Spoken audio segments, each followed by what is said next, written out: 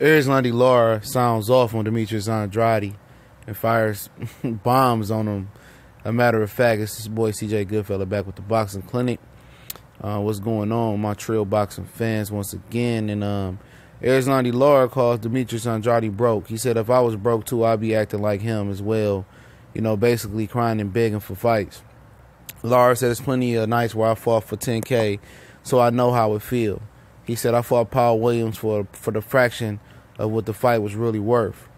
And, you know, he said he had to pay his dues and come up. And he says Demetrius Andrade has been inactive, and the reason why he's calling him out like that and he's acting like that, you know, pulling up on people's, you know, post-fights and talking junk. He pulled up on the Charlo's post-fight twice. And he pulled out that fight for $500K a couple years ago, you know, one of the Charlo twins. And he been calling out Lara for quite some time, and it been a cat and mouse game between him and Lara. Most people put Andrade in the position. Put Lara in the position of you know, not wanting to fight. You know, but Lara says that you know, Demetrius Andrade last fight with Jack Coldcloud, it was basically said it was terrible. He said Andrade was falling all over the place, and that's right. You know, Coldcloud's a smaller opponent, so Andrade is a big guy, so he had to crouch down. And he didn't use his height. He did look terrible. He looked sloppy in that fight.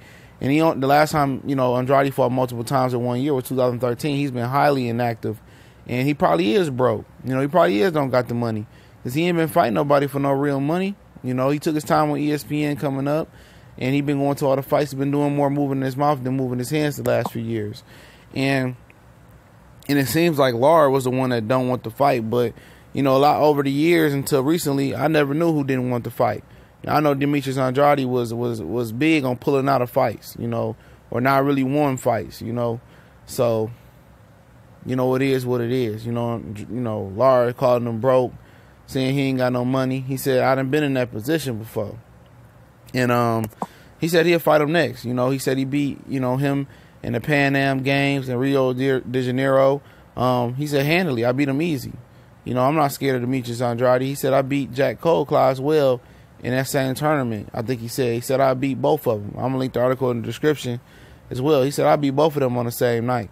And, you know, Lara is talented. I think this is a fight that can bring the best out of Lara because Andrade got that wide base and he's looking to throw out bombs. He's looking to be offensive. And it's a fight that the hardcore and the purist boxing community really wants to see. And, you know, Lara talking junk again. You know, Lara also says that he held Hurd and Charlo in higher regards as better fighters than Demetrius Andrade. He said Demetrius Andrade is basically slipping. He said he not his old self no more. Said he done lost his step. And that's what happened when you're inactive. You know, like a guy like Floyd Mayweather can be inactive. A guy like Manny Pacquiao can be inactive because, you know, they done paid their dues early in their career, you know.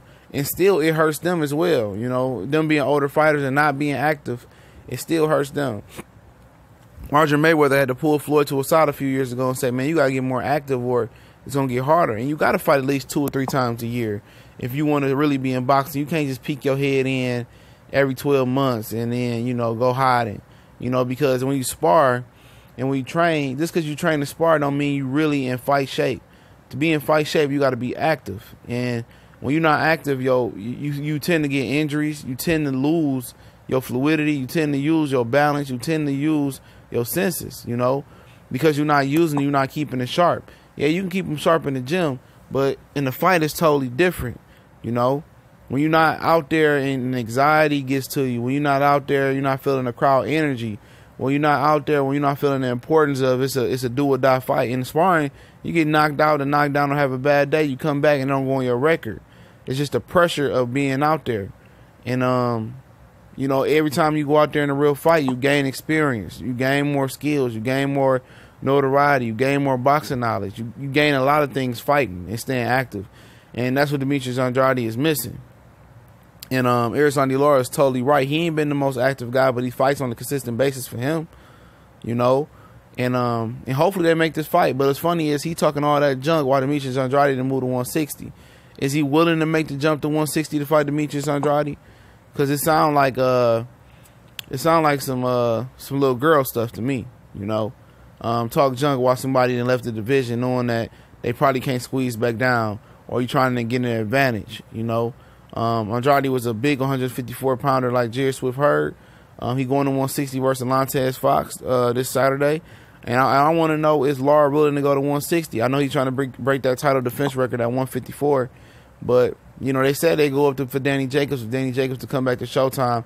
So he sounded like a little girl here, man. And Lara, too. When everybody move to 160 and move on, all of a sudden, now you want to fight these guys. Oh, now I beat Danny Jacobs. Now I want to fight Andrade. So is he trying to, you know, gain a competitive advantage by having Andrade come back down to 154? He said he go to 160 for all of them.